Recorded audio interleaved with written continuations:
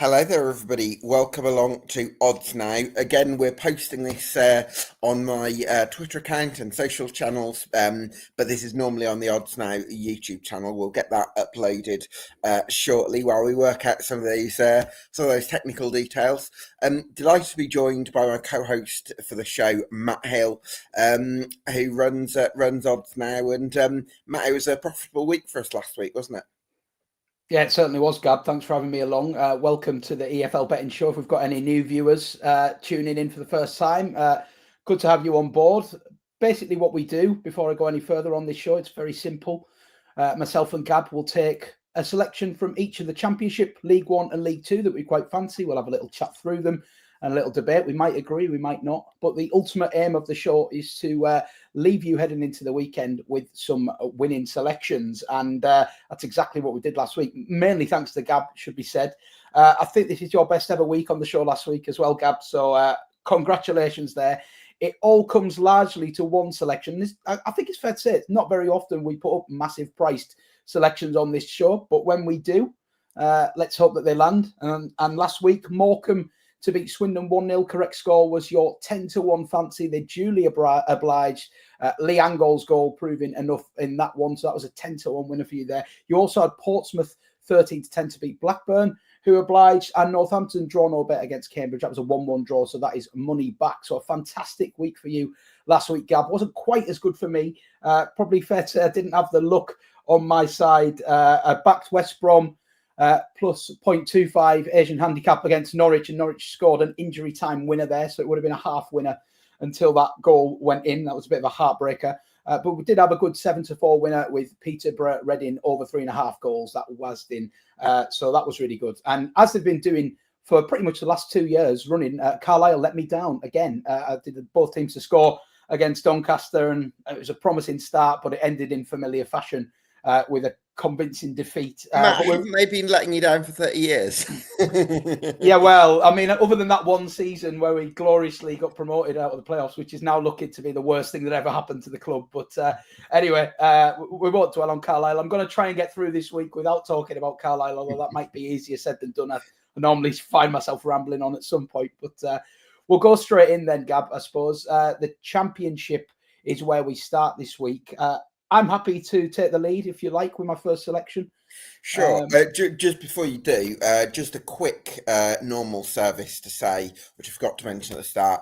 Obviously, 18s plus for this show, and correct, of course, only bet what you can happily and freely afford to lose, and make sure you set your caps and all that stuff to make sure. Exactly, and it's worth just saying, if you just had £1 on all 6 selections last week, you'd be £11 up, which pays for a nice couple of beers in the sun, doesn't it? So maybe that's the way to do it. However you're following along, yeah, please do bet responsibly, and I'll dive in with my first selection from the Championship, which is Leeds, who go to Luton this weekend. I'm going to back them to win this one with over 1.5 goals in the match. And I think I don't need to go into too much detail about Leeds' well-documented wobble in the last few weeks. There is a lot of concern around Ellen Road. Just 6 points now from the last 5 games. It's seen them surrender control of the Championship title race and actually put their automatic promotion hopes into jeopardy too. They're 2 points behind Sheffield United going into this weekend at the Summit, and they're level on points with third place Burnley. They do have a very superior goal difference just due to their dominance in a lot of games this season, but it's hardly comfortable, or as comfortable as many of us expected for Leeds this season. And unfortunately, that man Ilhan Meslier has found himself at the heart of the headlines again, hasn't he? The eccentric goalkeeper for Leeds, who it's been confirmed by Daniel Farke will be dropped for this weekend's game. Carl Darlow, I believe, is going to step in his place, and Farke made that decision very early in the week. He said to give Darlow the ultimate time to prepare for coming back into the side. It was another calamitous error, or possibly 2, depending on how you view the second goal from Meslier, which led to Leeds drawing 2-2 with Swansea last time out. He did save a penalty in that match as well, which kind of sums Meslier up for me. When he's brilliant, he is brilliant, but he does have these clangers in him, and they're proving very costly for Leeds, unfortunately, at this high stakes, high pressure time of the season. So I do personally think that's a good decision by Farke to bring Darlow in and just take Meslier out of the limelight a little bit there. And he's a steady replacement, isn't he, Darlow? Premier League experience. And I think that's a good call. Well, they go to Luton, as mentioned here, in the early kickoff. So worth noting, if you do want to follow this one in, it's an early kickoff. And generally, home games for Luton have not been the reliable source of points that we would expect them to be. They've had a season to forget, haven't they, really? Still stuck in 23rd in the table. But I do think the last 5 games or so, they've got renewed hope of staying in the division, 10 points from their last 5 games. As I mentioned, Kenilworth Road is generally where I expect Luton to pick up their points. But the 2 crucial recent wins have actually come on the road against relegation rivals in Hull and Cardiff. And I suppose to coin the old cliche of 6-pointers, it really has been. It's kept those sides within reach of them and hold them to within reach of safety. But there's still a lot of work to be done. And when I look at Luton's home games, you could say that there was an encouraging and well-earned point against Middlesbrough there, which suggests they maybe are getting back to their best at home. But I'm not entirely convinced just yet. I mean, Borough are not a team to be relied upon at the moment, particularly on the road. They've lost 5 of their previous 6 away games going into that. So maybe that point wasn't quite as good as the table suggests. I feel like Middlesbrough were there for the taking a little bit there. So I do think Luton have a real chance of staying up now, but I still don't think that I'm not looking at games at Kenilworth Road and thinking, I don't want to take Luton on here. I am still happy when they come up against a real high caliber, high class opponent to take them on. And I think that golfing class is exactly what we saw in the first fixture between these two. It was 3-0 to Leeds. It could have been more. Luton did offer a little bit of a threat going forward, but I just felt like Leeds were better than them all over the pitch. So obviously money coming for Luton and Leeds drifting a little bit as a result. Leeds still very short. I think a best price of 8-13, which is about 1.62 in decimal terms to win this game.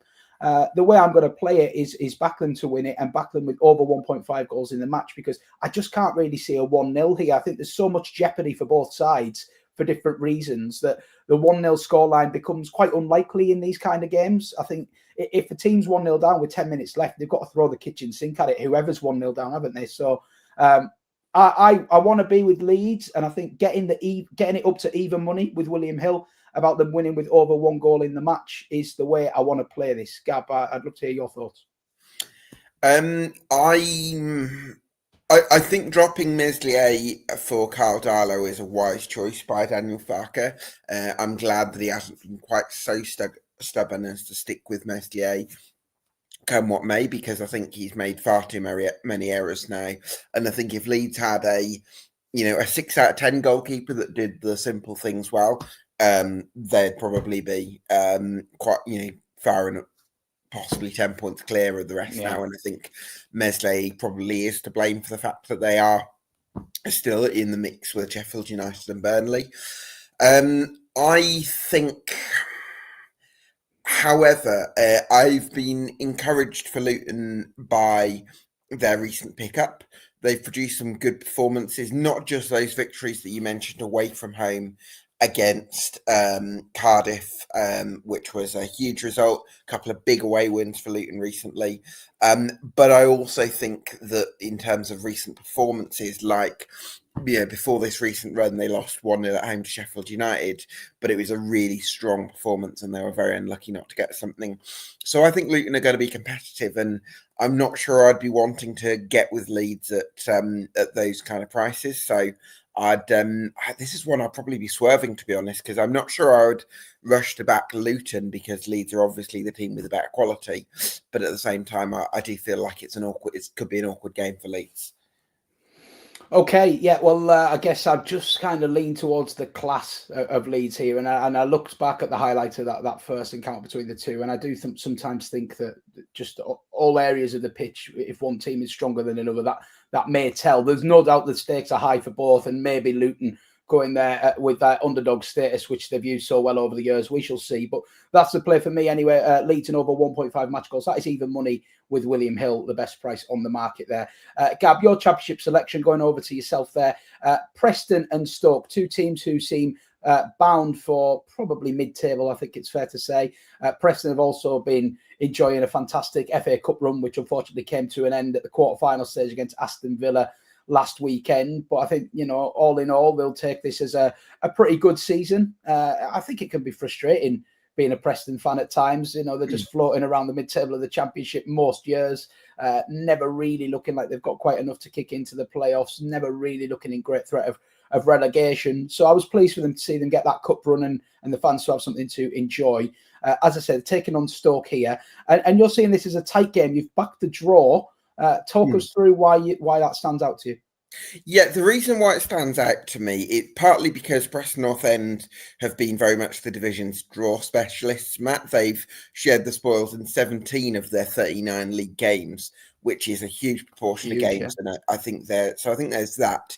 And also, I think this is two teams who very much have the upper hand in terms of beating the drop. They're in good positions. I think for both these sides, it's a lot of it's about not losing games. Certainly from Preston North End's point of view, they're on 47 points. They're 7 points above the drop zone. For North End, it's basically, can we just gradually tick off another point, or they'd want 3, but another point would just nudge them close towards the 50-point line. And not similar to that with Stoke, they are actually only 2 points off themselves, so they've possibly got the greater need for the victory, and they have won 2 of their last 3. But I also think with Stoke, there's going to be a sense that they wouldn't mind a valuable away point after a big performance, I think against Swansea last time out. So I think, I would fancy a draw in that one. And I suppose when you do fancy a draw in this kind of game, the draw is an appealing betting proposition. It's probably not an appealing bet for a recreational bettor that's wanting to put an accumulator on, likes to have a team to cheer or an outcome to cheer for. I suppose you're never really comfortable with a draw, are you? Even if it's a draw going into the 90th minute, you're always worried somebody's going to score. But I think just in terms of, identifying value, the draw can be a very strong weapon in your armory because, like you say, there's two teams here who the draw probably does suit both. And I think the way that the draw is naturally priced in football, it's normally priced as, in close encounters, the least likely outcome to occur, when in reality here, it may be the most likely outcome. So yeah.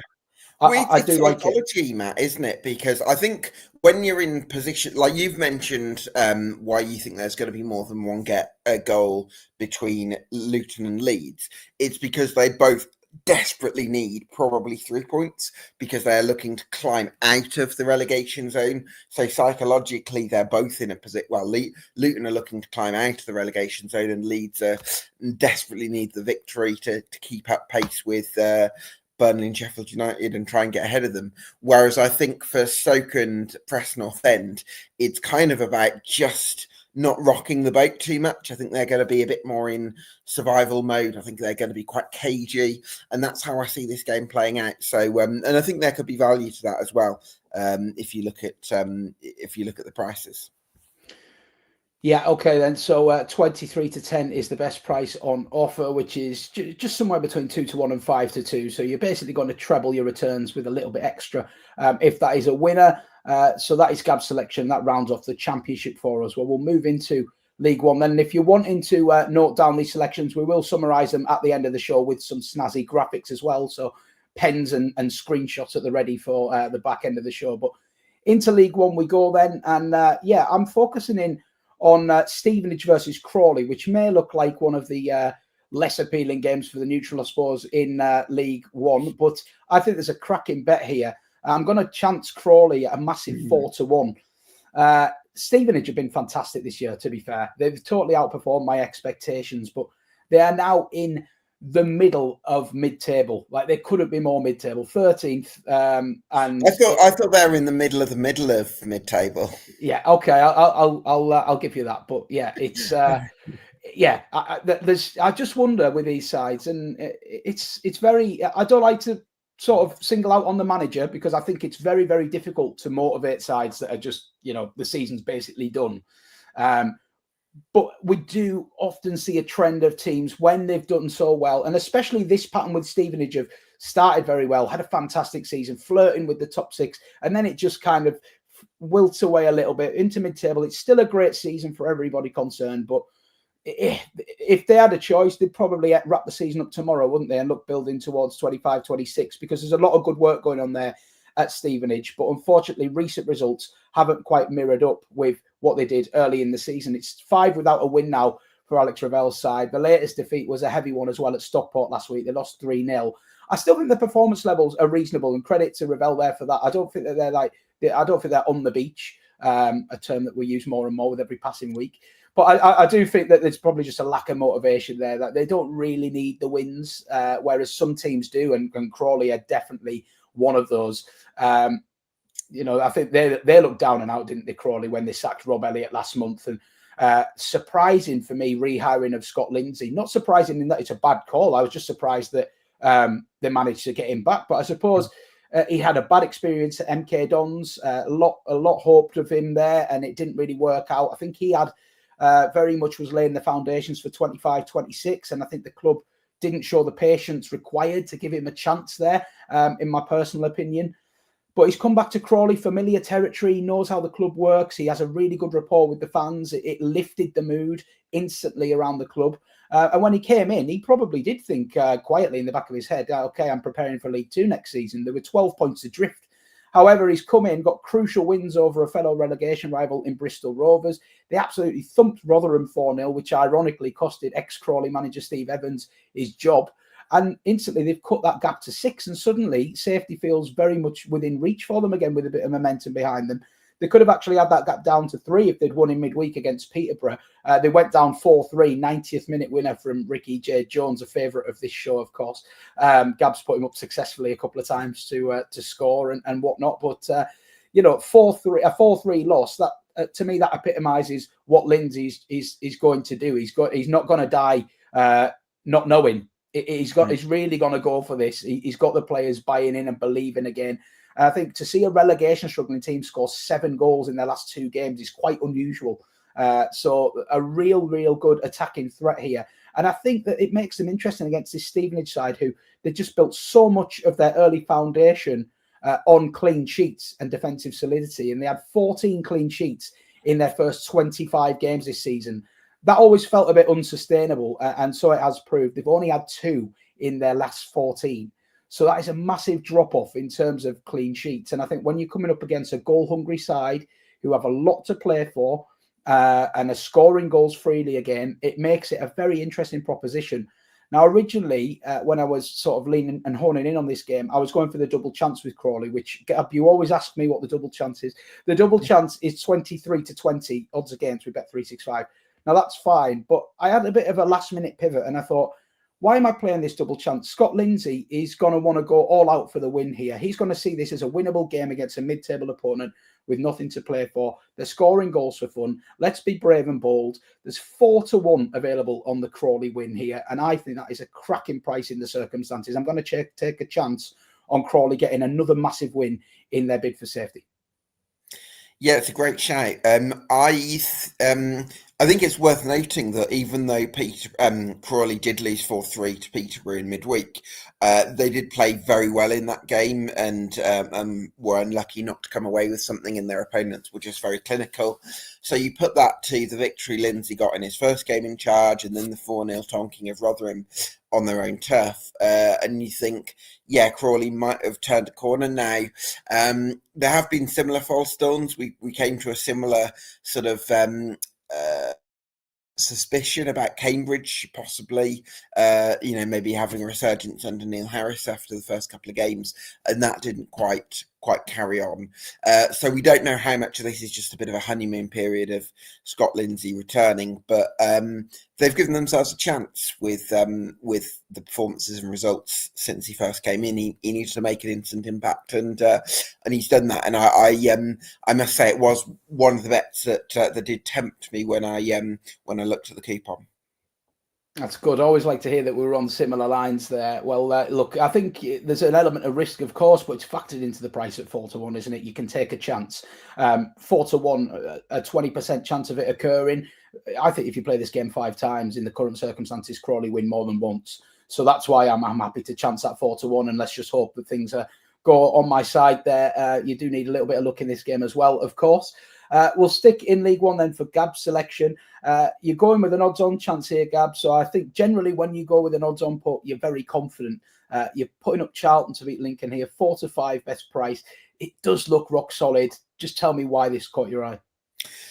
Yeah, again, I mean, you look at the standard approach, which is a team that's got something immediately pressing to play for versus a team that doesn't. I always think that's really significant at this. I'd love to see what the numbers are. So if anyone's, I might have to be really curious to see what the numbers are on teams performing better again, all that kind of thing. But the long and the short of it is, I really like Charlton under Nathan Jones. I think Matty Godden's in great form for them at the moment. I'm really enjoying Tyrese Campbell and the sort of the pace and flair that he brings out wide. They've got Connor Coventry in midfield, who I'm a big fan of.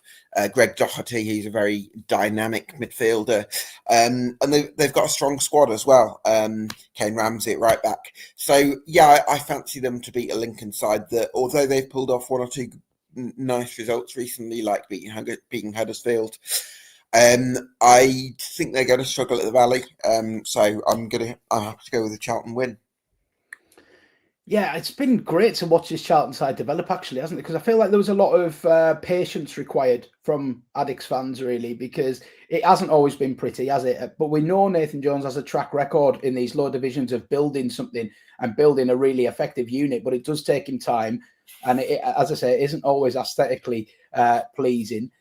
But now they're like a rampant machine, aren't they? And I know I took them on a couple of weeks ago successfully with Peterborough, but aside from that, they really have looked like they're galloping towards the finish line. Do you think that, like, what do you, if I had to put you on the spot now, where do you think Charlton finish come 6 or 8 weeks' time? I think the gap to the autos might just be too big now. I mean, just getting the table up as we speak. I should be doing that while you speak, really. So let me give you the points totals. Yeah. So Charlton are 6 points off the top two. Yes, 6 behind Wrexham in second with 6 games left. So I suppose they're at the point of needing favours from those above them, aren't they now? Really. Yeah, so I think they do seem to be sort of marooned between the top two and outside the playoff places. So I think they're going to finish in the playoffs. Let me reframe it then, Gab. If we presume they finish in the playoffs, are you backing them to win it? Oh, great question. So let's say I would make Wrexham favourites for the top two. So let's say Wickham get into the top 6 along with Stockport and Bolton. So that would mean Charlton would be playing Stockport County in the semi-final. That's a good question. I think Charlton would reach the final because I'm not sure. I think they might have the edge over Stockport, possibly. And I think I would back them to beat. Yeah, I think. Do you know what? I think I probably would back them to win it because I think there's probably question marks over all the other teams that would be in the playoffs. So yeah, I maybe would go with Charlton. I think from what I'm seeing right now. Really enjoyed the process there, listening to the cogs turn in your head. You went from not sure to actually, yeah, this is definitely going to happen. So that's good. The reason I asked you that is because I know that there are markets from Sky Bet at this time of year on. You could back a team now to win the playoffs. And when the playoff, it's a market I frequently play because when the playoff lineups are confirmed, all of these prices obviously contract because there's only a pool of 4. Now, at the moment, Charlton, despite them looking fairly nailed on for the playoffs, you can get 5-2 about Charlton winning the playoffs now. I would suggest that I'll be under 2-1 by the time the playoffs come round. So if you're of the similar opinion to myself and Gab that they maybe just are out of reach with automatic promotion, but they have a great chance in the playoffs, maybe you want to be looking at getting that onside in your book now. And it's something you can forget about for a few weeks and come back to. And yes, you're on a really nice price. But obviously, there's some risk involved. But for me, I would agree with you, Gab. I definitely think that it's probably going to be playoffs. I think Wrexham will stumble over the line in the automatics as well. And Wickham's still got a little bit of a shout there, of course, as well. So, that's how I see it panning out. But as for this weekend as well, 4-5, very confident shout from Gab there. And they do look a solid selection for any weekend accumulators as well, I must say. Well, we'll move on to League Two then. One selection from the basement tier from each of us to round it off. I'm going to go with AFC Wimbledon here at -1 handicap against Harrogate at 2-1. Now, Wimbledon are another side who are just getting a little bit of the end of season jitters. I think it's fair to say are one of a cluster of teams who probably feel like they haven't made good of this opportunity in League Two at the moment, where very few teams seem to want to go and grab automatic promotion. We've seen Port Vale come right back into the fold in recent weeks with a good run of form. But the only reason they've been able to do that is because all these teams around are just fumbling and can't string 3 good results together. And it does make for a very intriguing watch for the neutral, but I am sure, and I can know from experience as a fan as well, this is agonising and frustrating as a supporter when you're in the mix and you can't quite get these results. And the games that they probably feel they should have been winning too as well. The thing that really caught my eye about this game, Johnny Jackson's post-match interview after the defeat to Swindon, and for anyone that wasn't aware of that result, Wimbledon were 1-0 up at Swindon going into the 90th minute and ended up losing the game 2-1 with 2 injury time penalties. And I watched Jackson's interview afterwards, expecting him to be frustrated, obviously, but he was really frustrated. He spent the bulk of the interview talking about the officials and how the poor officiating had cost his team a game that they were well in control of. However, the thing that struck me was it didn't really marry up with the comments underneath the social media post. A lot of Wimbledon fans were actually saying that it wasn't the officials, it was the game management, and that they were too cautious. They could have gone for the jugular and killed Swindon off, and they didn't. A lot of frustration in the fan base, I sense. And I think that Jackson laid down the gauntlet after it at the end of it and said, if we can't win at the weekend, we don't deserve to go up. And he really put a lot of emphasis on this game against Harrogate. So I guess I'm kind of backing with this bet. I'm backing Johnny Jackson to really get a reaction out of his side here and channel that anger and disappointment in a positive way. And I also am backing them to get the better of a really poor away side in Harrogate. Now, Harrogate have been fantastic at home. In fact, that's the sole reason that they're probably going to stay in League Two this season. They're now 8 games unbeaten at Wetherby Road, winning 5 and drawing 3. That's promotion form at home. And it was very well timed as well, because there was a point around the turn of the year when I was really fearing for Harrogate. But that home form, it's really, really turned them round. This is in complete stark contrast to their away form. In all competitions, they're 8 without a win away from home, and quite frequently not even managing to score. So I do think there is a bit of a sitting duck for a fired up Wimbledon side. Now, this game is got to be crucial as to whether Wimbledon can score early for me, because if they do, it settles the home crowd down, it improves the atmosphere. And I do think, as I say, Harrogate, they've failed to score in, I think, 4 of their last 5 away games as well. So I do think like getting 1-0 ahead at home and just lifting the atmosphere, it could bring the shackles off for these Wimbledon players who are probably feeling a little bit nervy, a little bit trodden down with recent results. And it could end up being a really morale boosting victory that actually sort of shuffles the pattern of their season again. Goes the other way and they don't score and the frustrations grow, then, something like a 0-0 draw would be a disastrous result, I think, for them here. And that's the worry, because Harrogate will come probably for, keeping it tight. Can Wimbledon break them down? However, with the price I'm looking at here, Wimbledon on the -1 handicap, 2-1, it's big enough for me to want to play, because I do think if Wimbledon can get that first half goal, I don't think Harrogate have a lot of stomach to fight back away from home at the moment. And I think it's a great chance for Wimbledon to boost morale, get a really convincing victory and get themselves back in this automatic promotion race, because they're 4 points clear of Crewe, who are just outside the playoffs going into the weekend as well. So there is also this jeopardy that if they don't get a result here, they might not only will they be sort of giving up on automatic promotion, they might be worrying about their place in the playoffs as well. It's that tight in League Two. So I think a really, really big game for Wimbledon, a really big game for Johnny Jackson. I've got massive doubts about Harrogate on the road. I'm going to take them with a -1 handicap and at 2-1 and back them to get a really important victory.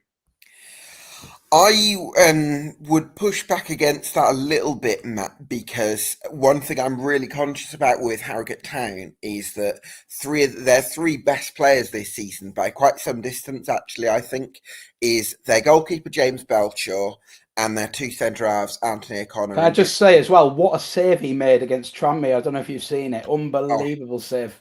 Just brilliant. Those reflexes are astonishing, and that's what James Belcher is capable of. And I think he's one of the best shot stoppers in the division. And when you've got a goalkeeper like that, you can stop some of the best attacking teams. Because you've said you're not sure about Harrogate away from home, but actually, okay, you look at the results like the 3-0 loss at Newport, but also they got a clean sheet at Port Vale. They got a clean sheet at Chesterfield. These are two of the best attacking sides in the division. They stopped Colchester from scoring as well, going back a bit further.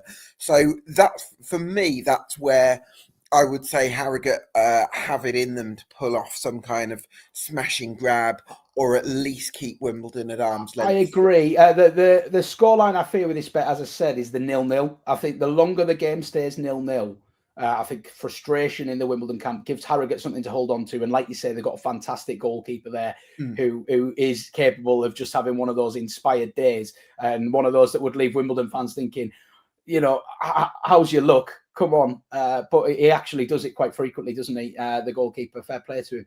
But to me, the 2-1, as I say, it hinges on the first half. I really want to see Wimbledon coming out fired up for this game. I think they should have fire in their bellies, really. I think this is a big game for Johnny Jackson as well, with some of the fans just starting to question him a little bit. And I think that personally, I'm expecting Wimbledon to come out and put up a really strong performance here at home. Interesting. We shall see. I mean, they're certainly not getting too much wrong, because if you look at it, they were 2-0 up against Barrow going into the last 4 minutes, and they ended up drawing 2-2. They were 1-0 up against Warsaw going into the last 5 minutes and drew 1-1. And then they're 1-0 up at Swindon going into injury time and lost 2-1. So on the one hand, they're dropping points very late on, which is a real frustration for Johnny Jackson. On the other hand, they're not getting too much wrong, because they are getting their noses in front. So you can argue it either way. I'm not sure I'd necessarily go for the -1 option. I would think it's likelier that Harrogate keep it tight for large periods, and maybe Wimbledon nick a goal in the last 20 minutes, just because I like Harrogate defensively, and I think that they're the kind of team that can throw their bodies on the line and block shots and put up that kind of rearguard action. And that's what's kept them sort of their heads above water, really. Interesting. Okay, then. Well, we'll see how that one pans out. The bet there is -1 Wimbledon on the handicap, 2-1 at home to Harrogate. Gab, your final bet of the weekend then to round us off. We talked about Crewe. I touched on them there. Unfortunately, coming out on the wrong side of a really big game with Grimsby quite recently, and that has put their playoff hopes in real jeopardy. I think they sit on that in that painful 8th spot, don't they, at the moment? Crewe actually beat Grimsby. There you go. Well, ignore me. Too many results to try and comprehend here. Well, at the moment, Crewe sit just outside the playoffs, and that is the painful place to be at this point of the season, isn't it? Because you're not only following your own results, you're following all these teams above you, hoping that somebody slip up. I've been there many times with Carlisle over the years. I'd snatch your hand off for it now. There I go. Failed to mention. I wanted to not mention Carlisle in the show, and I got so close. The last selection I've brought it up, but yeah, obviously still very much in the mix, but it's going to feel like a frustrated season if they don't end up in that top 7, isn't it? They go to Bradford this weekend, a really big game for both sides. Bradford obviously harbouring hopes of automatic promotion. It's Crewe that you want to be with here, Gab. You've done your old favourite, the double chance, and tell us why that is a bet for you. It's so solid, Crewe, Matt. Awesome. And it's their defence, and I think they've got the best set of defensive options in the league here. Mickey Demetriou is an outstanding defender. Last season, he was brilliant at the back. He scored a lot of goals. This year, he's maybe not scored so many goals, but Crewe's defensive record has been very strong, and they've kept a lot of clean sheets. And he's the leader for Crewe Alexandra, and he represents that club, on the pitch and off it in the community and everything, just impeccably. And then you've also got younger defenders like Zach Williams, who came through the academy, like Jamie Knight-Labelle on loan from Bristol City, who didn't even get into the 11 against Grimsby in midweek, which shows you how strong their defensive options are. So I think they've got a really strong set of centre-backs. I think they've got a good technical midfield as well. Tommy Lowry, who also came through the academy, is back now.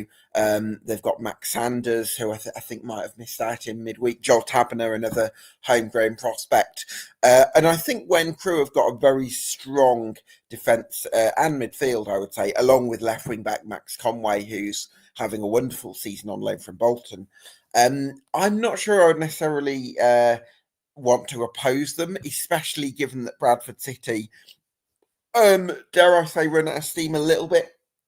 Because although in the last 5 games they did beat Colchester United 4-1, and it was one of their best performances of the season, that's their only success in 5. And the bookies still seem to be pricing them as though they're this sort of runaway inform side. So I think there's probably a bit of value in going against it, and to get an odd Crewe Alexandra with that solid defence, to get odds against quotes on them in any game to avoid defeat, I think you're doing pretty well. So I think it's 11-10 that I managed to get for that one, which I'm quite happy with. Yeah, it's an interesting one. Probably similar to what you said there about Wimbledon. I do see the angle. I'm just not sure if I can quite get there because of I think home form might just drag Bradford over the line. I think they've won 9 of 10 at Valley Parade, and Right. the one they lost against Tranmere, they absolutely battered them. Because I was anxiously watching that game, hoping that something was going to happen, obviously, and it just wouldn't go in for them. But I think, like, I do get it, and I'm not opposed to taking on Bradford because I feel like there's so much pent up frustration from all these years they've spent in League Two, and it just feels like such a good opportunity to get out of the league, doesn't it, for them? And everyone's almost expecting them to do it, but with that expectation comes pressure, and I could definitely see why you would be cautious of taking Bradford on. I do respect Crewe. I think they're a really solid outfit, like you say, with a couple of really good players. But yeah, I don't know. I just feel like they're wobbling a little bit as well. I guess a draw. I could see a draw here quite feasibly, which would obviously cop a winner for you. And you are getting a good price, 11-10, with 2 of the 3 outcomes on side via Sky Bet. Can I make one more case that might swing you? Come on, then. Try your best. Jack Lancaster is back fit. I think he'd been out since Boxing Day, but then he featured the game before the one against Grimsby, and he actually started against Grimsby. And so I think he can weave a bit of magic. And Crewe's drop-off in form arguably coincided somewhat with Lancaster being out, because he's the one who can provide a little bit of that individual magic in the final third. So that could be another case for you. Okay. I'm not totally sold, but I'm not again. I'm not gonna slate it. I see it. It's just I don't know. But maybe I got it wrong. But I do think Bradford at home, it might. Yeah, I get that. The 9 wins in 10 at home is pretty convincing as well, isn't it? It is. But we shall see anyway. So a nice range of picks for you to get stuck into this weekend, Gab. We've got our summary graphics, which I'll ask you to bring on the screen now, whichever one you want to do first, really. Sure. Yeah, but we've got, so this is the point to just recap everything. We'll go in with my best bets first. Leeds to beat Luton with over 1.5 goals in the match is even money. I really like Crawley at 4-1 to beat Stevenage. I think that's a great price. Expect that to shorten between now and kickoff. And AFC Wimbledon on the -1 handicap versus Harrogate is 2-1 with William Hill. Gab, given your comments about my picks, I think Crawley to beat Stevenage would be the one you like best. Yeah, I think so. I'll be tempted by that 4-1. You might be tempted by that double chance a bit more, knowing you, 23-20. That's more. I should have asked you what the double chance price. That's all right. I know Gab likes to play it safe sometimes, and I'm saying this after a 10-1 winner last weekend for Gab. So I know, I should get back in my box really, but yeah, no, I'm for reasons given. I think Crawley will go for all 3 points, so I'd rather chance that 4-1, and I must admit that is my nap as well. I just love it. I think it's a great bet. Let's take a look at yours then, and we can scrutinise these. So you've got Preston Stoke to end in a draw at 23-10, Charlton to beat Lincoln at a rock solid 4-5, and Crewe double chance. What would your nap be out of those? What would my nap be? I think I probably would go with Charlton to beat Lincoln City. I'll go safe with this one. That's what you can do when you've had a 10-1 winner the week before. You can put your feet up and play safe. Yeah, I like Charlton. I think it's rock solid, and I think you made a good case for the draw as well. Preston Stoke. It's the kind of game nobody will bat an eyelid if that finishes 1-1 or 0-0. With it's kind of it's one of those rare situations where the draw feels the most likely outcome. So yeah, good one to flag there. Okay, well, I think that wraps us up this week on the EFL Betting Show. Thanks very much for joining us. If you've watched via Gab's Twitter feed, do go over and give us a follow. Odds Now _, and Gab's tagged us in the show as well, so do give us a follow on there. And you can subscribe to our YouTube channel as well, where this show will be uploaded afterwards. So if you're watching on the replay, make sure you subscribe to the YouTube and give us a thumbs up. It helps us reach a few more viewers. Thanks very much for tuning in. Good luck with any bets this weekend. Please do gamble responsibly as always. And we'll be back next week to do it all over again. But from now, it's goodbye from me and Gab. Good luck. Happy punting.